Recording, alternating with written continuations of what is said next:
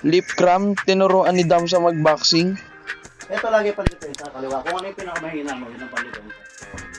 Jab straight. Panoodin ang buong pahayag ni Lip cram sa nangyari tungkol sa pananapak ni Damsa. Yun lang, inaabot kay paring Damsa. Nagsalita pa si Damsa doon na huwag mo idadama yung anak ko.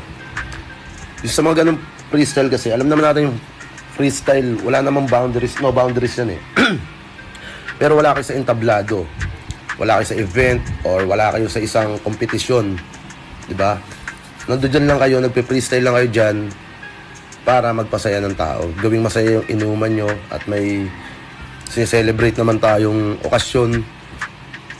Kaya sana dapat hindi na lang nagdamayan pa ng kung sino-sino inosente kasi privilege na sa'yo na makalaban mo yung isang Damsa ng walang talent fee.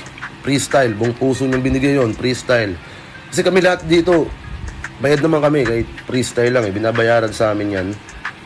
Dapat nga maging masaya na lang tayo na makakabattle natin si paring Damsa o maririnig natin mag-freestyle si paring Damsa ng walang bayad, na walang hiningi, pamunta yan dyan, nakisaya. Kaya pangit lang din kung pe-personalin pa natin kasi Damsa yan eh. Tapos ikaw parang, syempre, pribilehiyo nga naman sa'yo na makalaban mo si Damsa. Pero bakit umabot pa kayo sa pagdadamayan ng kahit sino, lalo ba yung bata, lalo yung mga anak, di ba? Yun lang, doon ko lang naiintindihan din sa isang side si parang Damsa ba't umabot sa ganun. Pero nakikita mo naman may nasaktan siya kaya masasabi natin mali pa rin yun. Kaya sa mga susunod dyan, mas maganda na lang na pag nag-inom ka, no? Inuman na lang. Huwag na tayong freestyle pa. Or mag-freestyle na lang tayo ng paikot. Or panoorin nyo na lang mag-freestyle yung isa. Huwag mo nang ihaharap sa kung kani-kaninong tropa na gusto makalaban. Para mas maging masaya lang. Kasi, hindi naman kasi obligado talaga na mag-freestyle yung mga rapper na dating sa inuman, gagawin mong parang puppet o video okay. Freestyle ka. Parang gusto mong patunayan na gusto na makita kong rapper ka. Sige nga, sample nga. Pangit naman din kasi yun. Dapat siguro iwasan na natin yung mga ganon. Sa mga inuman na ganon. O umiwas na tayo sa mga inuman na ganon para hindi hindi tayo nakaka ng mga ganyang eksena. Ako kasi masaya na ako nagiinom mag-isa eh.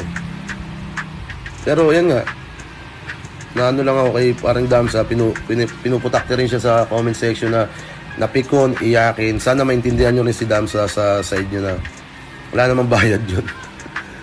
Baga ginagawa niya yun para magpasaya.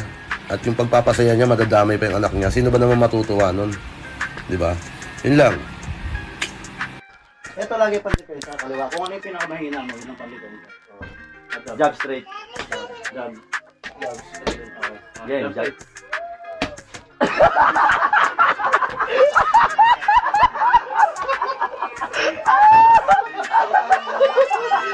Demonyo!